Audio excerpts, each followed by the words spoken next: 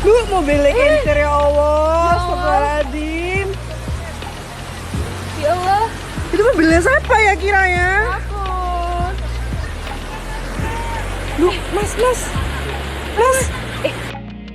Daerah Jember, Jawa Timur tengah dilanda hujan deras yang menyebabkan air sungai meluap. Banjir pun menerjang pemukiman warga sekitar. Bahkan air terpantau masuk ke dalam rumah sejumlah warga. Begitu pula kendaraan yang ikut terdampak hingga terseret. Seperti video yang dibagikan akun @amazinjember pada Minggu, tanggal 9 Januari tahun 2022. Rekaman mobil hitam terseret arus banjir itu terjadi di perumahan Bumi Mangli, Kecamatan Wates. Sejumlah wanita dari lantai 2 merekam mobil terbawa air. Mereka sempat mempertanyakan pemilik mobil malang tersebut. Videonya menuai berbagai komentar dari warganet. Diketahui banjir yang menerjang wilayah Kabupaten Jember, Provinsi Jawa Timur, Minggu, tanggal 9 Januari tahun 2022, mengakibatkan 1 orang meninggal dunia.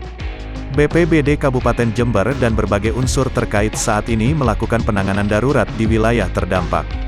Hingga malam ini, BPBD masih melakukan pendataan mereka yang mengungsi, ucap Kepala Pusat Data, Informasi dan Komunikasi Kebencanaan BNPB, Abdul Muhari dalam keterangannya, Minggu, tanggal 9 Januari tahun 2022.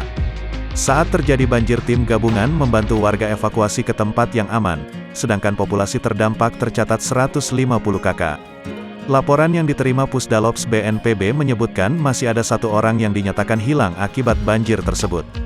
Setelah banjir surut, BPBD bersama TNI, Polri, unsur terkait dan warga membantu untuk membersihkan sampah dan lumpur yang terbawa banjir, tutur Abdul.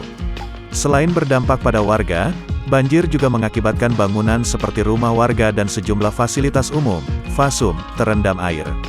Ada rumah 150 unit, fasilitas umum 3 unit dan tempat ibadah 3 unit terendam air, ujar Abdul.